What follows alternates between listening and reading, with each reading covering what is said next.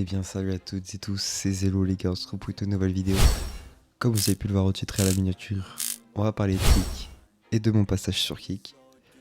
D'ailleurs, si ce n'est pas déjà fait, n'hésitez pas à vous abonner à mon Kik, ZZELO, en description bien sûr le lien, pour aller directement sur ma chaîne. Et on va parler tout de suite de Kik. Bien sûr, je vais pas faire une vidéo débrief sur ce qu'est Kik, d'où vient Kik, quand a été créé Kik, je pense qu'il y a déjà assez de vidéos là-dessus. On va surtout parler du fait de pourquoi j'ai pris cette décision de décaler sur Kik. Et bien tout d'abord, parce que certes, comparé à ce que les gens peuvent dire, Kik, certes il y a beaucoup moins de viewers. Ça je suis d'accord avec vous. La plupart sont anglais ou espagnols, mais très peu français. Très peu de streamers sont français. Mais très très peu de viewers aussi. Et là vous allez me dire, mais du coup t'as 0 viewer français. T'as que des viewers anglais, espagnols. T'as que des streamers anglais, espagnols qui ont des commus anglais, espagnols. Et donc aucun ne va venir sur tes lives. Et c'est là que justement c'est en train de se démocratiser en France, Kik. Et que de plus en plus de personnes veulent se lancer sur Kik. Certes, ils veulent se lancer, mais ils sont aussi viewers de temps en temps.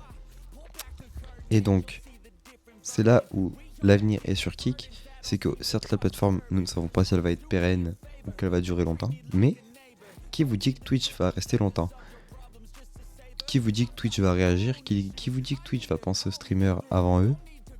Alors que Kik, eux, pensent réellement aux streamers. Et que tous les plus gros streamers de la plateforme Twitch sont en train de réfléchir à un contrat sur Kik. Parce que même s'il y a le côté onéreux qui les intéresse, c'est vrai que ils pourraient se faire un nom encore plus grand et agrandir leur cercle de communauté.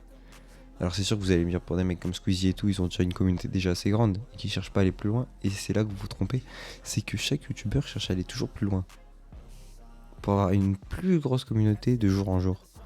Et pour un petit streamer comme moi, qui fait que une dizaine de viewers, c'est très intéressant d'aller sur une plateforme où il y a très peu de français, très peu de streamers, et qu'il y a limite plus de viewers que de streamers. Ce qui est la différence sur Twitch, c'est que tout le monde peut stream, alors que là par exemple sur Kik il faut avoir un PC ou un téléphone, mais vous pouvez pas streamer de votre play.